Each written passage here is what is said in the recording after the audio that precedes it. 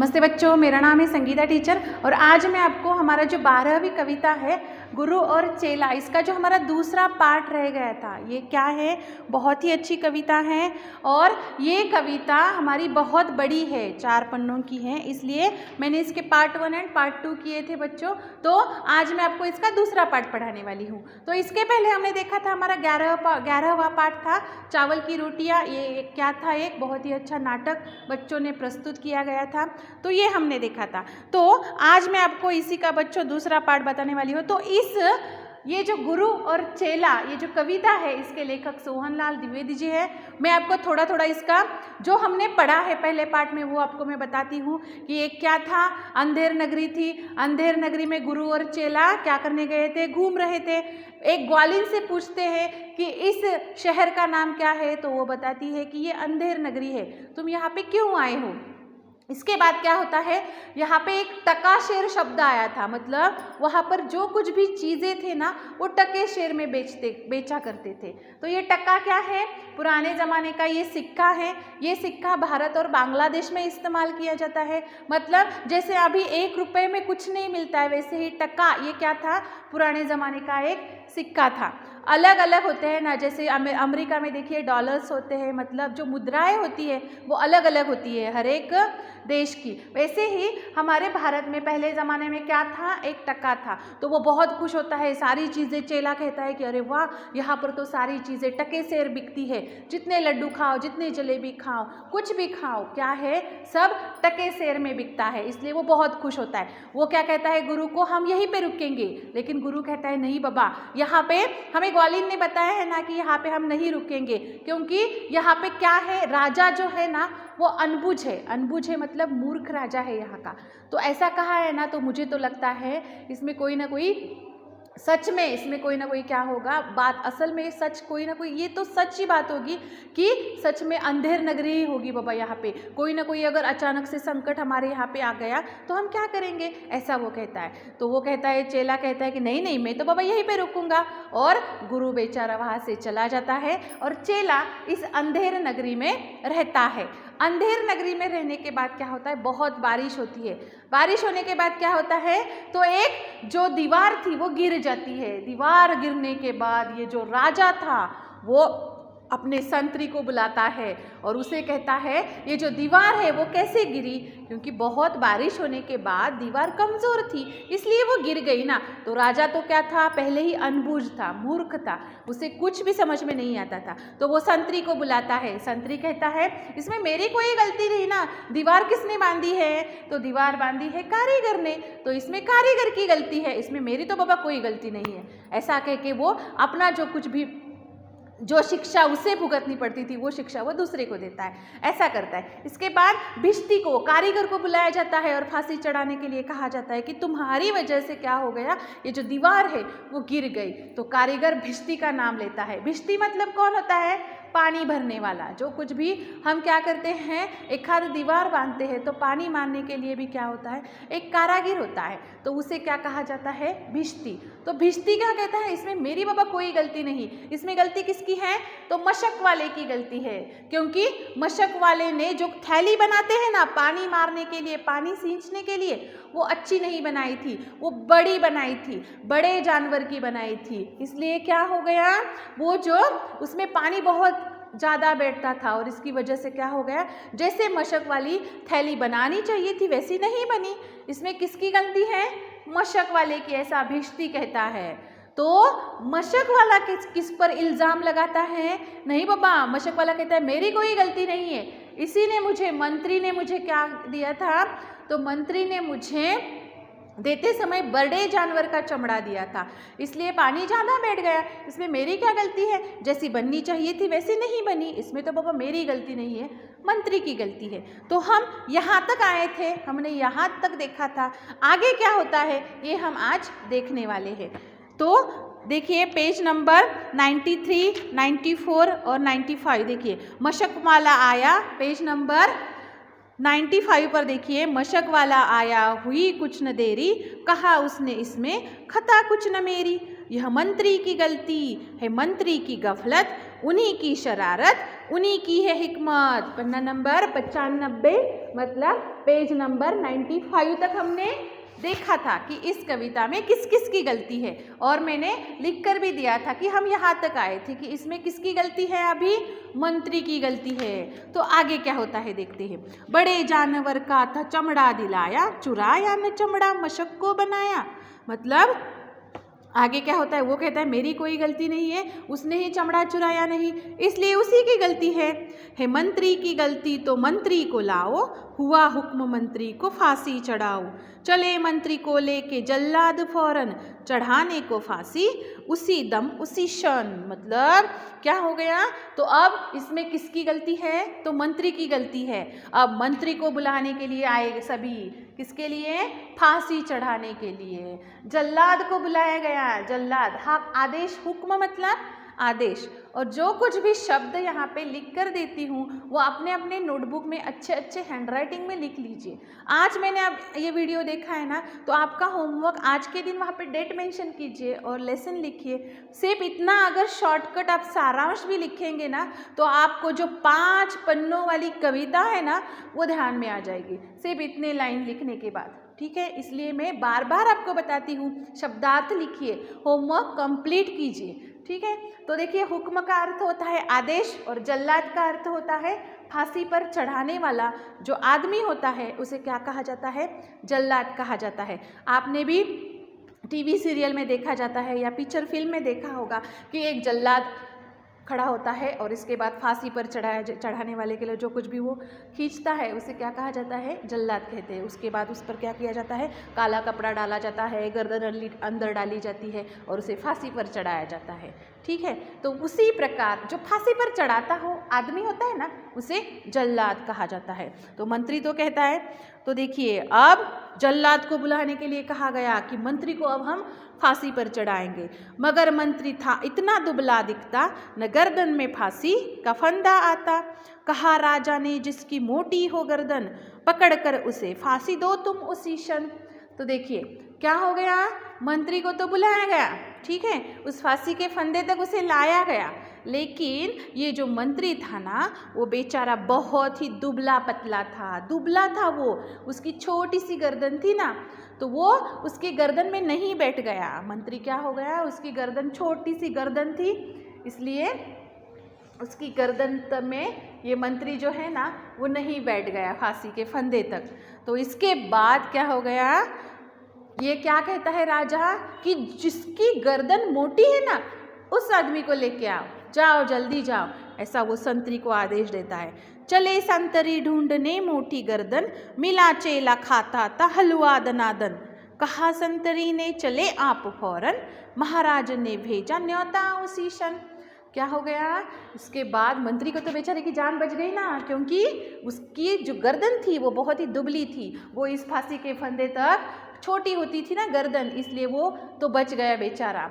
तो ये जो अनबुझ राजा था, मूर्ख राजा था, उसने क्या कहा कि जिसकी बड़ी गर्दन है ना उसे लेकर आओ और फांसी पे चढ़ा। लेकिन बड़ी गर्दन वाले आदमी को फांसी देना ये कोई अच्छी बात थी? उसका क्या दोष था कि उसकी बड़ी गर्दन है इसलिए उसे फांसी पर चढ़ाया जाए?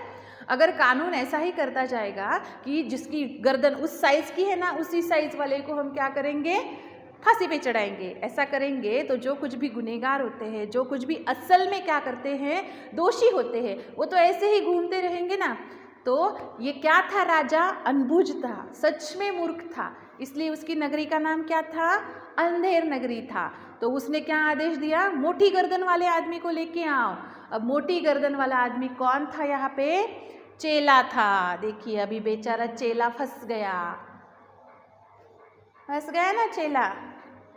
अब देखिए क्योंकि उसकी गर्दन, मोटी गर्दन वाला चेला उन्हें मिल गया, और बेचारा क्या खा रहा था, हलवा दनादन खा रहा था, क्योंकि उसे टके सेर सारी चीज़ें मिलती थी। बेचारा दनादन मतलब जल्दी जल्दी हलवा खा रहा था, उसे तो मालूम ही नहीं था। तो उसी क्षण वहाँ पे कौन आता है, संतरी आता है और कहता है चलो तुम्हें किसने बुलाया है, राजा ने न्योता दिया है तुम्हें, ऐसा कहते हैं, महाराज ने ना तुम्हें बुलाने के लिए न्योता दिया है। तो वो तो बहुत मन में खुश हो गया आज चेला, कहा आज न्योता छकूंगा अकेला। मगर आके पहुँचा तो देखा झमेला, वहाँ तो जुड़ा था और जब एक मेला। इसके बाद क्या होता है, वो तो बहुत खुश हुआ, अरे वाह मुझे तो राजा ने बुलाया है, अब मुझे कोई ना कोई इनाम देने वाले होंगे, ऐसा सोच के वो हंसी खुशी वहाँ पे जाता है। और जाने के बाद जब वो वहाँ पे देखता है तो झमेला कुछ अलग ही था। उसके समझ में आता है कि ढेर सारे लोग थे, मेला लगाया होता है ना वैसे लोग उसे दिखाई देते, और झमेला कुछ तो अलग ही था। झमेला मतलब कोई बात जो थी ना वो अलग ही थी, वो उसके समझ में आती है। यह मोटी है गर्दन इसे तुम बढ़ाओ, कहा राजा ने इसको फांसी चढ़ाओ। कहा चेले ने कुछ खता तो बताओ, कहा राजा ने चुप न बक बक सचाओ। इसके बाद क्या हो गया, मचाओ। तो वो कहता है, राजा वहाँ पे वो चेला आने के बाद राजा आदेश देता है, इसकी गर्दन बैठती है ना, बड़ी गर्दन है ना, चलो इसे फांसी पे लगाओ। तो बेचारा वो जो चेला था वो तो हड़बड़ा गया ना, घबरा गया बेचारा। वो कहता है इसमें मेरी क्या गलती है, पहले ये तो बताओ, बाद में मुझे फांसी पर चढ़ाओ। मेरी तो कोई खता ही नहीं है, मैंने तो कोई ऐसा काम भी नहीं किया है कि मैं फांसी पे चढ़ जाऊं, मुझे क्यों फांसी दे रहे हो। तो राजा कहता है चुप बैठो, बक बक करना मत, बक बक मत करो, चुपचाप बैठे रहो। तुम्हें कहा है ना फांसी मिलेगी तो फांसी मिलेगी, चुपचाप बैठो वहाँ पे। मगर था न बुद्धू न था चालाक चेला, मचाया बड़ा ही वही पर झमेला। कहा पहले गुरुजी के दर्शन कराओ, मुझे बाद में चाहे फांसी चढ़ाओ। तो वो जो चेला था ना वो बहुत चालाक था। वो क्या कहता है, आप मुझे फांसी पे चढ़ाना चाहते हैं ना तो चढ़ाइए, लेकिन मेरी एक शर्त है, एक ख्वाहिश है। जैसे कि मरने से पहले एक आध ख्वाहिश पूछी जाती है ना, फांसी पर जा रहे हो तो बताओ तुम्हारी ख्वाहिश क्या है। तो उसी प्रकार वो क्या कहता है, चेला कहता है कि मेरी ना एक ख्वाहिश है, तो मेरी वो जो इच्छा है ना वो आप मुझे मेरी पूरी कीजिए। उसके मन में झमेला आता है, मतलब वो सोचता है, क्योंकि वो बहुत ही चालाक था।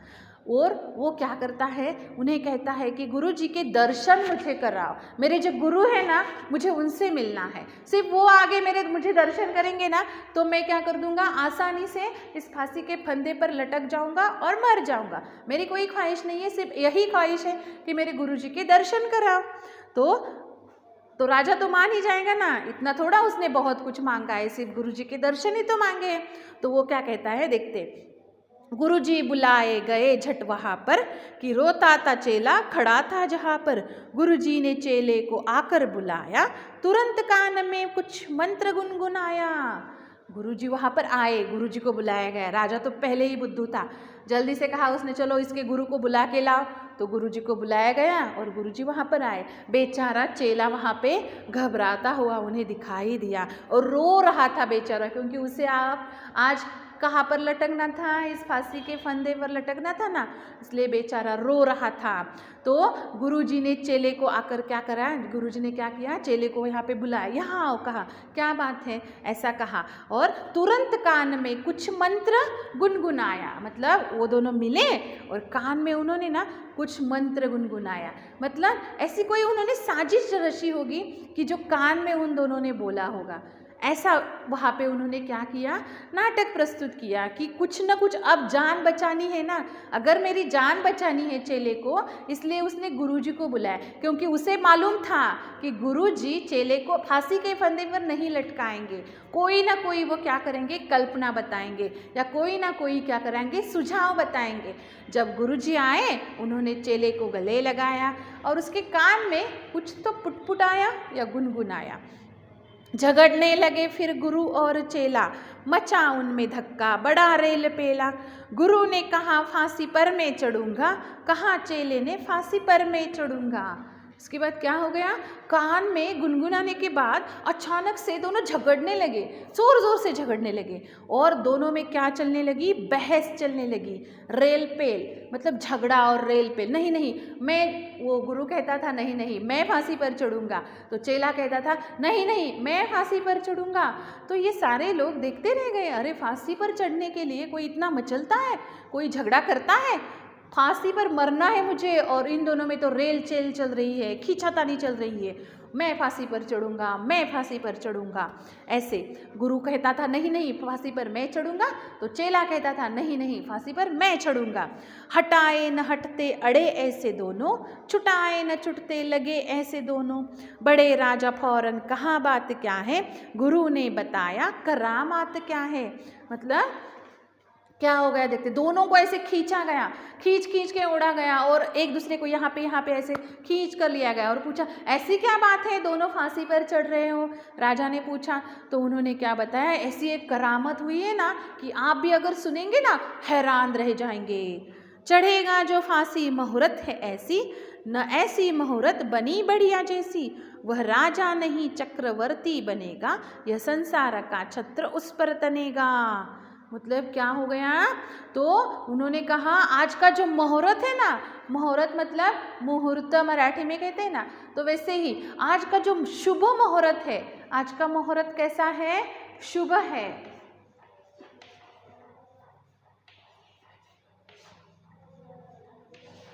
शुभ मुहूर्त है। कौन सा शुभ मुहूर्त है, जो फांसी पर चढ़ेगा उसके लिए शुभ मुहूर्त है। जो फांसी पर चढ़ेगा ना उसके लिए आज क्या है, शुभ मुहूर्त है। क्योंकि क्या होने वाला है आज के दिन, आज के दिन जो फांसी पर चढ़ेगा ना वो चक्रवर्ती बनेगा और संसार का जो सारा का सारा जो हमारा संसार है ना, इसका राजा, इसका छत्र किसके हाथ में होगा, जो यहाँ पे आज फांसी पर चढ़ेगा उसके हाथ में होगा, ऐसा बताया जाता है। तो आप भी सोचेंगे ना, अरे वाह, फांसी पर चढ़ने के बाद पूरे संसार, पूरा ये जो राज्य है ना, जो कुछ भी जहाँ जहाँ संसार बसा हुआ है उसका राजा मैं बनूंगा। ऐसा सोचने के बाद क्या होता है देखते हैं। कहा राजा ने बात सच कर यही, गुरु का कथन झूठ होता नहीं है। कहा राजा ने फांसी पर मैं चढ़ूंगा, इसी दम फांसी पर मैं ही टंगूंगा। तो राजा झट से वहां पे गया। क्या ये बात सच है? सच में जो कोई फांसी पर चढ़ेगा ना वो चक्रवर्ती बनेगा, पूरे संसार का राज्य उसके हाथ में होगा, छत्र उसके हाथ में होगा। तो गुरु ने कहा मैं क्यों बाबा झूठ बोलूँगा, मैं तो सच बोल रहा हूँ, मेरा जो कथन है ना वो बिल्कुल सच है, क्योंकि मैं सच बोल रहा हूँ, ऐसा गुरु ने कहा। तो राजा ने क्या कहा, चलो फांसी पर कौन चढ़ेगा, मैं चढ़ूँगा, ऐसा राजा कहता है। और इसी दम फांसी पर मैं ही चढ़ूंगा। इस वक्त फांसी पर कौन चढ़ेगा, राजा ही चढ़ेगा, क्योंकि मुझे ही संसार का पूरा छत्र चाहिए, इसलिए राजा फांसी पर चढ़ने के लिए कहा। चढ़ा फांसी राजा, बजा खूब बाजा, प्रजा खुश हुई जब मरा मूर्ख राजा। बजा खूब घर घर बधाई का बाजा, थी अंधेर नगरी थान भुज राजा। राजा क्या हो गया, हंसते हंसते बेचारा फांसी पर चला गया, क्योंकि वो क्या था, मूर्ख था ना। फांसी पर चढ़ने के बाद संसार का जो छत्र है वो उसके हाथ में कैसे आएगा। फांसी पर चढ़ने के बाद आदमी क्या होता है, मर जाता है, मरने के बाद उसके हाथ में थोड़ी कोई राजकाट आ जाएगा। एक बार ये शरीर त्याग देने के बाद वो थोड़ी आत्मा बन के आएगा क्या, क्योंकि वो क्या था, अनबुझ था, बड़ा ही मूर्ख था। तो ऐसे अनबुझ राजा को कैसे फांसी पर चढ़ाया जाए या क्या किया जाए, ये जो मतलब ये जो अच्छा सुझाव या अच्छी कल्पना किसके मन में आई, गुरु के मन में आया है। इसलिए गुरु ने सिर्फ कान में कुछ न कुछ गुनगुनाया, दोनों ने झगड़ा करने का क्या किए, एक्टिंग की, और इसके बाद बेचारा राजा क्या हो गया, फांसी पर चढ़ गया। चढ़ा फांसी पर राजा, खूब बाजा बजा, क्योंकि बेचारी वो जनता इस मूर्ख राजा के हाथ में चल रही थी, वो इसलिए वो अब राजा मर गया तो चारों ओर बाजा बजने लगा, प्रजा बहुत खुश हुई। बजा खूब घर घर बधाई का बाजा, थी अंधेर नगरी थान भुज राजा। ऐसी एक अंधेर नगरी थी और ऐसा एक मूर्ख राजा था, वो क्या हो गया, मर गया। तो आपको ये कविता पसंद ही आई होगी। आप भी क्या कीजिए, ये कविता फिर एक बार, 2 बार, 3 बार खुद पढ़ने का प्रयास कीजिए। यहाँ पर मैंने सिर्फ आपको ये बताया है कि ये शब्द लिखिए, शब्द लिखने के बाद सिर्फ अगर इतना भी लिख लेंगे तो आपको समझ में आ जाएगा कि इस कविता में क्या है। ठीक है, पहले तो इस कविता में गुरु और चेला है, अंधेर नगरी में जाते हैं, वहाँ पे मूर्ख राजा होता है। एक बार दीवार गिर जाती है बारिश के कारण। दीवार गिरने के बाद संतरी को बुलाया जाता है। संतरी को बुलाने के बाद कारीगर आता है। कारीगर भिश्ती का नाम लेता है। भिश्ती मशक वाले का नाम लेता है। तो मशक वाला कहता है मंत्री का नाम लेता है। तो मंत्री क्या होता है? मंत्री को तो बेचारे को फांसी पर चढ़ाने के लिए तय किया जाता है। और गर्दन फांसी की, मंत्री की जो गर्दन होती है ना, वो फांसी के फंदे में नहीं फंसती है। इसलिए किसे बुलाया जाता है? मोटी गर्दन वाला आदमी बुलाया जाता है। वो कौन होता है? चेला होता है। चेला बहुत होशियार होता है। वो कहता है मेरी एक आखिरी ख्वाहिश है। क्या ख्वाहिश है? मुझे गुरु को देखना है। ठीक है, तो गुरु को बुलाया जाता है। गुरु को बुलाने के बाद दोनों कान में पुटपुटाते हैं और मूर्ख राजा को फांसी पर चढ़ाया जाता था। इस प्रकार एक अंधेर नगरी थी और एक मूर्ख राजा था। ये है हमारी गुरु और चेला कविता। इसलिए इस कविता को क्या नाम दिया गया है? गुरु और चेला। आपको तो समझ में ही आई होगी। तो आपको क्या करना है? वर्कबुक में इसके क्वेश्चन आंसर भी लिख लीजिए और जो कुछ भी यहाँ पर मैंने लिखा है ब्लैक बोर्ड पर, वो भी अपने अपने नोटबुक में अच्छे अच्छे हस्ताक्षर में लिख लीजिए। धन्यवाद।